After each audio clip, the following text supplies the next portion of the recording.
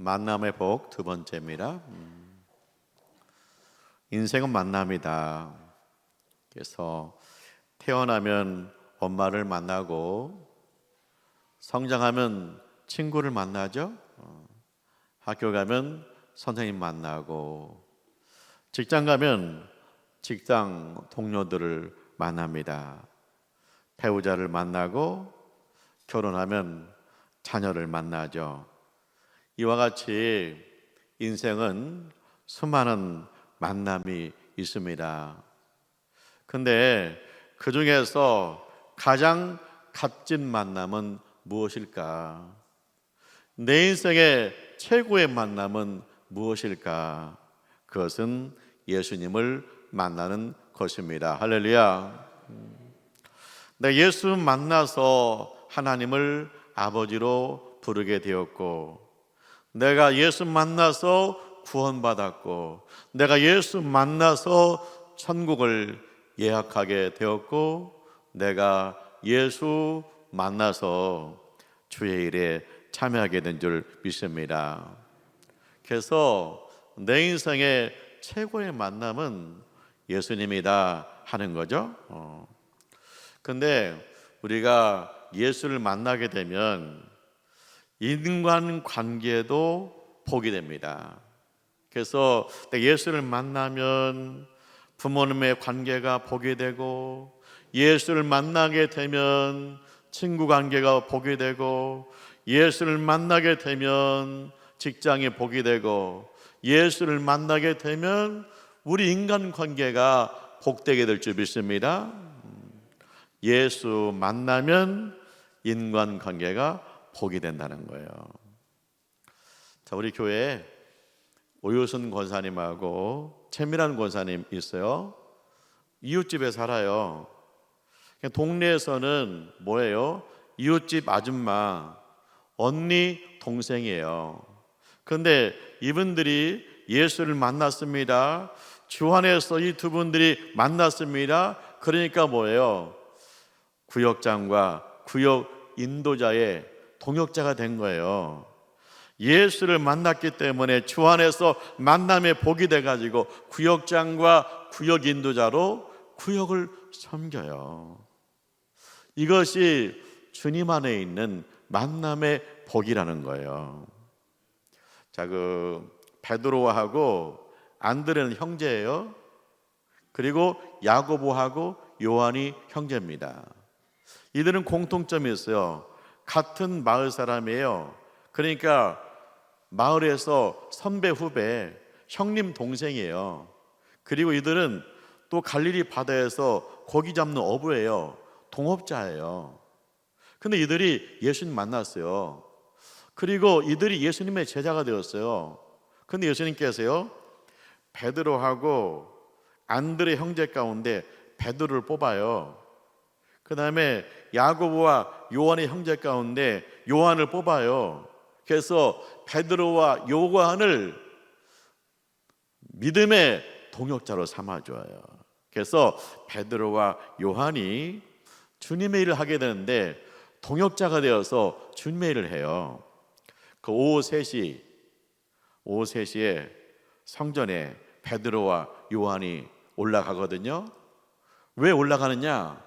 이들이 기도의 동역자가 된 거예요.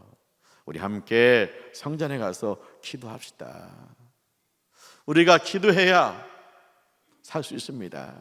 그래서 둘이 의기투합해가지고 기도 동역자가 된 거예요. 자, 구역장, 구역 인도자가 있습니다. 교회를 섬기는데, 구역을 섬기는데 내 힘 가지고 안 된다는 것을 몇 번씩 느껴요. 그래서 구역장과 구역 인도자는 뭐요? 기도 동역자가 될 수밖에 없어요. 왜? 기도해야 영혼이 사니까요. 근데 베드로하고 요한이 성전에 올라가는데 거지가 구걸하고 있어요.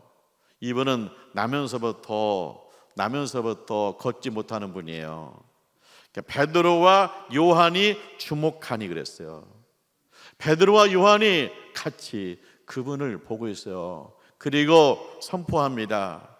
은과 금은 내게 없거니와 내게 있는 것 너에게 주노니 곧 나사렛 예수 이름으로 일어나 걸으라 하고 그 걷지 못하는 사람의 손을 잡아서 일으켰더니 발목과 발에 힘을 얻어가지고 일어서는 거예요. 그 사람이 성전에서 하나님을 찬송하는 거예요. 할렐루야. 자, 구역장과 구역 인도자가 은과 금은 줄 수가 없어요. 나라에서처럼 노인들에게 노령연금은 지급할 수 없어요. 그런데 구역장과 구역 인도자가 집에 앉아 있는 우리 명예 권사님, 명예 집사님 찾아가서 예수님의 이름으로 일으켜서 자기 채에 태워가지고 구역 예배 드리는 가정 가서 함께 하나님을 찬송할 때 그 영혼이 살고 그리고 하나님을 찬송할 때 그 가정의 문제가 해결되는 역사가 있을 줄 믿습니다. 그래서 구역장과 구역 인도자로 만나서 내가 봉사의 동역자가 된 겁니다. 그 베드로하고 요한이 끌려가요. 유대교 지도자한테 끌려갑니다. 왜 끌려갔어요? 예수님 이야기하지 마라.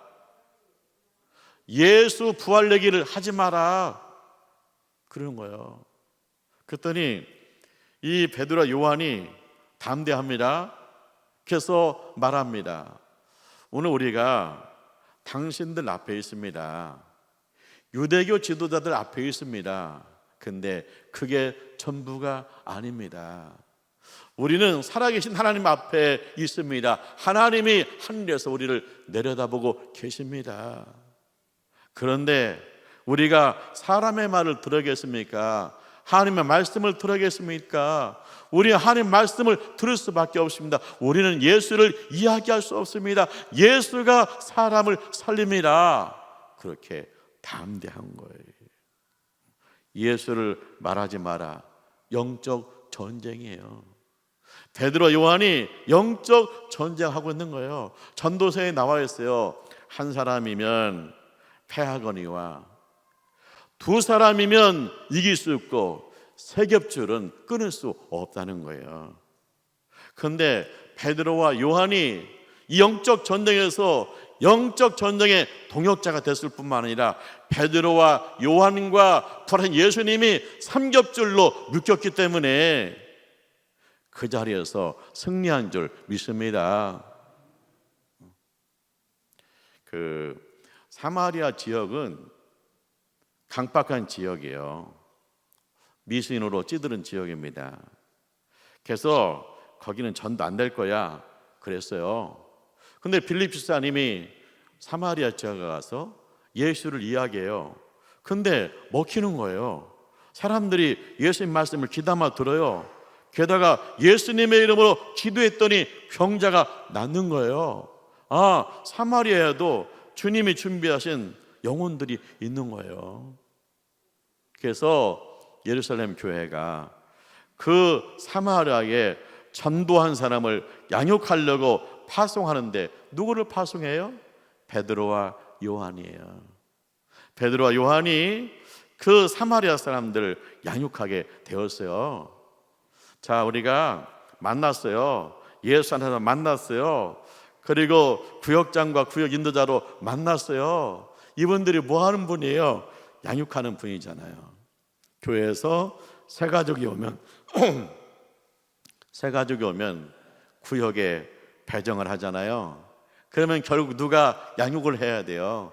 바로 구역장과 구역 인도자가 양육하는 거죠. 그분들이 교회에 정착할 수 있도록 섬기는 거죠. 그래서 구역장과 구역 인도자로 만났는데 이것이 만남의 복이다. 이것이 뭐예요? 양육의 동역자가 되었다는 거예요. 우리가 예수를 만나면 인간관계가 복이 된다. 우리 예수를 만나게 되면 인간관계가 복이 돼서 주님의 영광을 위해서 일하는 동역자가 된다는 거예요.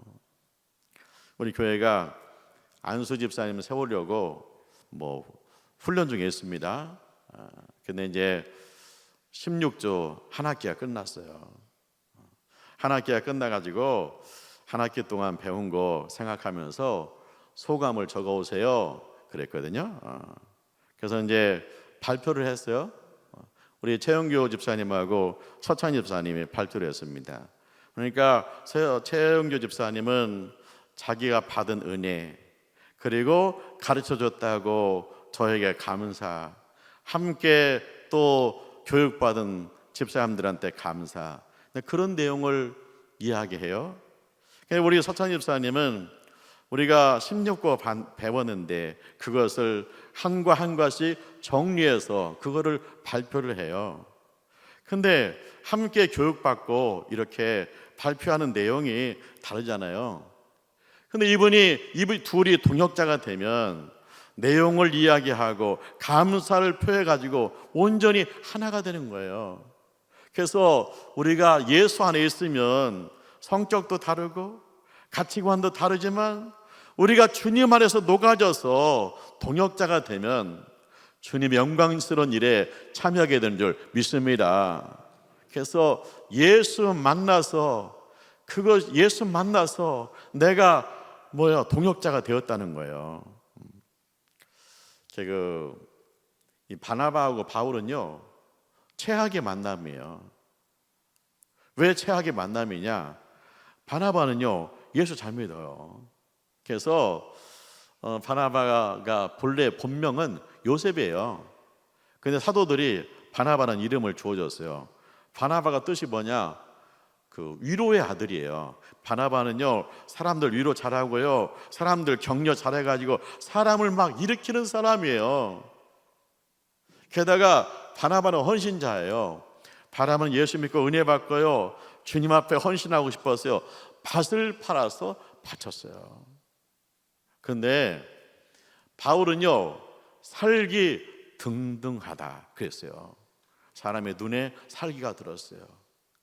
왜 살기가 들었느냐? 예수 믿는 사람 미워해가지고요, 예수 믿는 사람 보면 다 죽이고 싶어요. 그래서 스데반 집사님이 순교하는데 바울이 앞장서요. 살기 등등한 사람이에요. 그러니까 예수를 잘 믿는 사람하고 예수를 죽이고 싶은 이 바나바하고 바울이 만났으니까 최악의 만남이죠. 그런데 예수 안에 있으니까 이 만남이 복이 되더라는 거예요. 할렐루야. 결국 어떻게 해요? 바울이 고꾸라집니다. 예수 앞에서 고꾸라집니다. 그가 예수를 믿습니다.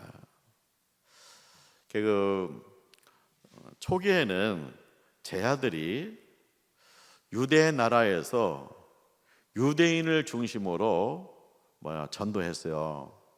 근데 그 안디옥에, 이방 지역에 이방인이 예수 믿는 사람이 생긴 거예요. 그래서 예루살렘 교회에서 바나바를 파송했습니다. 바나바가 안디옥 교회에서 목회를 해요. 근데 이 안디옥 교회가 부흥하는 거예요. 그래서 바나바가 혼자 감당할 수 없어요. 그래서 이 바나바가 바울을 찾아갑니다. 바울의 고향에 찾아갑니다. 그래서 바울을 모셔와서 함께 목회를 하는데 안디옥 교회가 부흥하는 교회예요. 교인들이 막 늘죠. 그 다음에 일꾼들이 늘죠. 기도가 뜨겁죠. 복 있는 교회, 지역사회에서 칭찬받는 교회예요. 우리 주님이 그 교회에 말씀하세요. 바울과 바나바를 따로 세워라. 왜요? 선교사로 파송하라는 거예요. 그래서 이 바나바하고 바울이 선교사로 파송받습니다. 우리 예수님께서 세상을 떠나면서 말씀하셨잖아요. 너희는 모든 민족을 제자 삼아라. 아버지와 아들과 성령의 이름으로 세례를 베풀고 내가 너희에게 분부한 모든 것을 가르쳐 지키게 하라. 내가 세상 끝날까지 너희와 함께 있을 것이다. 이 말씀을 최초로 받은 분은 12 제자예요. 그런데 12 제자는요, 국정을 넘지 못했어요. 우리 주님께서 바울과 바나바를 따로 세워서 그들을 세계 선교사로 파송한 거예요. 주님의 명령을 받들어서 그들이 세계 선교사로 나가는 것, 그것이 얼마나 영광스럽습니까? 이 둘은 최악의 만남이었는데 이 둘의 만남이 주 안에서 복이 되니까 선교사로 파송받아서 이 지경을 넓히는 위대한 일에 참여한 줄 믿습니다. 이 바나바는요, 사람이 포용적이에요. 그런데 바울은요, 이 일에 추진력이 있어요. 그래서 사람을 포용하고 이 일에 추진력에 있는 이 둘이 만나니까 환상의 콤비가 된 거예요. 처음에는 최악의 만남이었는데 예수를 만나니까, 예수님의 복이 임하니까 그들이 믿음의 동역자가 되고 선교의 동역자가 되었다는 거예요. 우리가 살면서 저 사람하고 저 사람, 그런 경우가 있어요. 최악의 만남이죠. 그런데 우리 주님이 함께 하시면, 만남의 복이 임하면, 저 사람, 그 사람이 나의 최대 동역자가 되는 놀라운 일도 준비하신 줄 믿습니다. 기대하셔야 돼. 그것은 하나님이 하시는 일이니까요.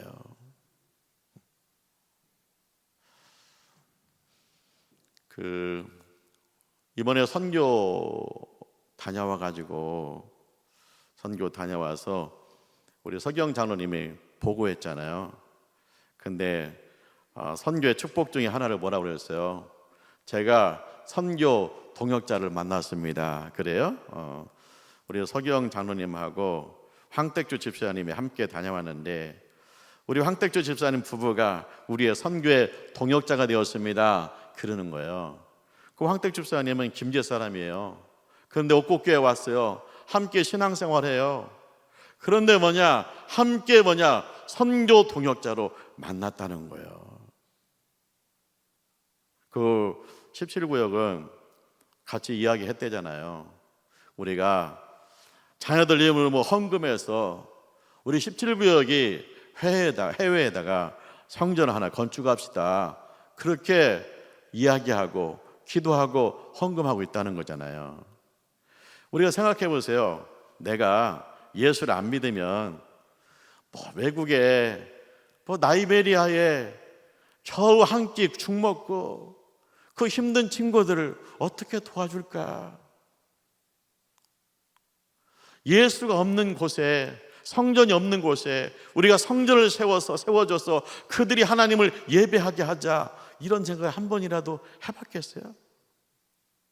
근데 내가 예수를 만나니까, 만남의 복이 임하니까 선교합시다 하는 사람들이 자꾸만 모여들잖아요. 이게 만남의 복이라는 거예요. 이번에 중국에서 아시안 게임 했잖아요. 근데 우리 탁구 여자 복식에서 금메달을 땄어요. 엄청난 일이죠. 왜냐하면 탁구는 중국이 잘해요. 중국 사람들이 탁구 치는 사람 엄청 많아요. 인구도 많은데. 그래서 우스운 얘기가 있어요. 올림픽 가서 금메달 따는 것보다 중국 탁구 대표 선수가 되는 게 더 힘들대요. 일단 중국 탁구 대표 선수가 되면 올림픽 가서 금메달 따니까 그 정도로 잘해요. 근데 우리 친구들이 금메달을 딴 거예요. 이거 보니까 신유빈 전지 선수인데, 그 신유빈 선수는 어렸을 때부터 탁구 신동이었어요. 보면 어렸을 때 아빠가 그 탁구 운영하는데 탁구를 잘 쳐요. 근데 그 전지 선수가 특별해요. 그 친구는요, 중국 사람이에요. 중국 청소년 대표였어요. 근데 국가대표에 떨어진 거예요. 우리나라 기화인 거예요. 그래서 둘이, 이게 중국 사람, 한국 사람이 한조가 돼가지고 이게 탁구를 만나서 복받아서 금메달을 땄다는 거예요. 그런데 우리가 살아계신 하나님의 아들 예수를 만나서 이게 만남의 복이 임하면 얼마나 신령한 일을 하게 될까? 이거 기대가 되잖아요. 자, 베드로하고 요한은 동네 선후배예요. 함께 갈릴리 바다에서 고기 잡는 어부 동업자였어요. 근데 이 둘이 예수를 만나니까, 이 둘이 만남의 복이 임하니까 뭐예요? 기도 동역자가 되어서 기도하더라. 우리 부부가 예수 만나서 예수 안에서 만남의 복이 임하니까 부부가 기도 동역자가 되더라. 자녀를 위해서 기도할 것은, 기도할 분은 결국 뭐냐? 부부잖아요. 베드로 요한이 구걸하는 사람, 나면서부터 앉아있는 사람, 그 사람 예수의 이름으로 일으켜더라. 봉사의 동역자가 되더라.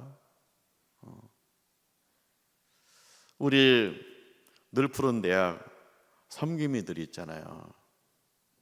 교회에 있는 어른들, 지금까지 믿음으로 헌신한 분들, 섬기는 그 섬김의 동역자가 되었죠. 그 다음에 영적 전쟁하죠. 예수 이야기하지 마. 영적 동역자가 돼가지고 이 둘이 영적 동역자가 되잖아요. 우리 권사님들 사명이 뭐예요? 기도 사명. 특별히 영적 전쟁을 해야 돼요. 그래서 이 암흑의 영을 물리치고 우리 교인들 가정이 주님의 평강과 주님의 빛이 충만해야죠. 우리 권사님들 뭐예요? 영적 전쟁의 동역자로 만난 거잖아요. 베드로와 요한이 사마리아에 가서 전도하고 양육하잖아요. 우리 전도단이 있어요. 이분들 전도하고 양육하는 동역자가 된 거잖아요. 아니, 뭐 밖에 계모임도 있고 밖에 동문회도 있는데 우리가 전도하겠다고, 예수님 자랑하겠다고 모였다는 거, 이게 얼마나 놀라운 일입니까? 내가 예수를 만나서 만남에 복이 되어서 전도 동역자가 되었다. 감사가 넘치는 줄 믿습니다.